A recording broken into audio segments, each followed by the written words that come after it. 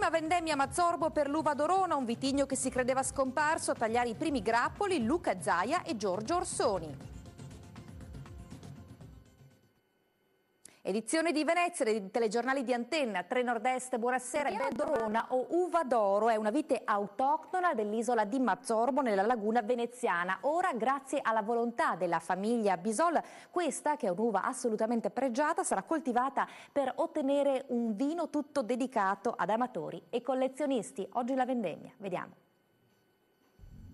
Ci sono voluti 5 anni di ricerca e la passione della famiglia Bisol, che produce vino a Valdobbiadene, ma alla fine il vitigno dell'uva d'Orona, coltivato nel 1400 nelle 60 isole della laguna veneziana, è stato riscoperto e darà nel 2012 le prime bottiglie di Venissa, un vino che sarà dedicato prevalentemente ai collezionisti e agli amatori. 4.000 le bottiglie da mezzo litro di bianco fermo da 13 gradi che saranno prodotte. Il prezzo sarà intorno ai 60 euro e le richieste stanno esaurendo la disponibilità.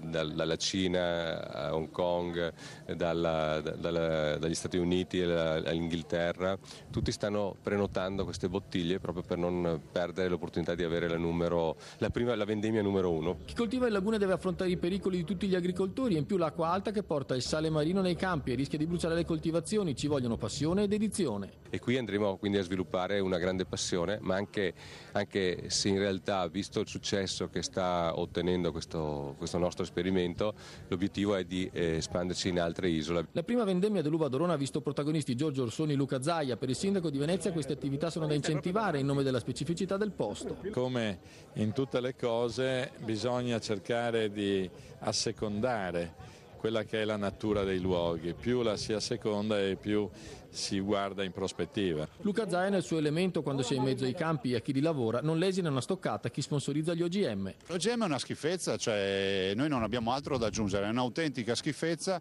è la panacea per tutti i mali che però poi non dà la soluzione di tutti i mali. È la volontà di consegnare l'agricoltura alle multinazionali. Noi non siamo dalla parte delle multinazionali.